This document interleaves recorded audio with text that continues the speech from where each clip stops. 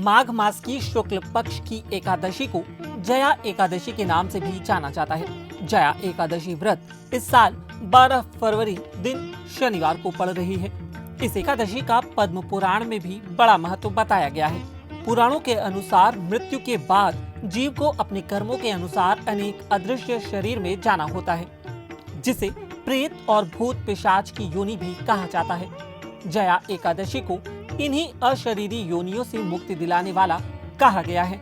इस विषय में पद्म पुराण में इंद्र की सभा की नर्तकी गंधर्व कन्या पुष्यवती और गायक माल्यवान की कथा का जिक्र मिलता है, जिसे देवराज इंद्र ने सभा के बीच लज्जाहीन व्यवहार करने के लिए शाप दिया था।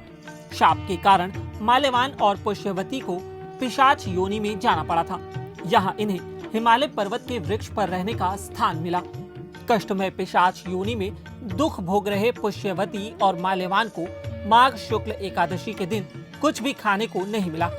माघ की ठंड में भूख प्यास से व्याकुल दोनों रात भर जागते रहे। ऐसे में अनजाने में दोनों से जया एकादशी का व्रत हो गया। इस व्रत के प्रभाव से ही दोनों पिशाच योनि से मुक्त हो गए और इन्होंने अपने गंधर्व शरीर को वापस पा लिया। इससे इनका सौंदर्य और रूप पहले से अधिक मोहक हो गया। जब देवराज इंद्र ने दोनों को स्वर्ग में देखा तो हैरान रह गए। उन्होंने पूछा कि कैसे उन्हें पिशाच योनि से मुक्ति मिल गई। इस पर पुष्यवती और माल्यवान ने बताया कि अनजाने में भी उनसे जया एकादशी का व्रत हो गया और भगवान विष्णु की कृपा से उन्हें मुक्ति मिल गई।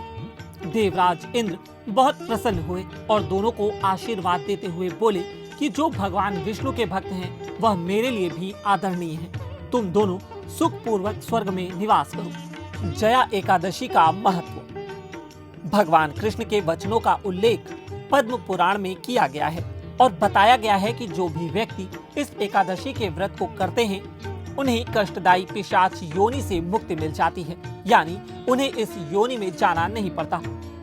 जया एकादशी तिथि मुहूर्त। जया एकादशी व्रत 12 फरवरी दिन शनिवार को है। माघ शुक्ल जया एकादशी आरंभ हो रही है 11 फरवरी को 1:53 से। वहीं यह खत्म होगी 12 फरवरी को 4:28 में। इसके साथ ही जया एकादशी पारण समय 13 फरवरी सुबह 9:30 तक। अगर आपको यह जानकारी पसंद आई तो हमारे फेसबुक पेज पर लाइक करें और यूट्यूब पर सब्सक्राइब करें। शुक्रिया।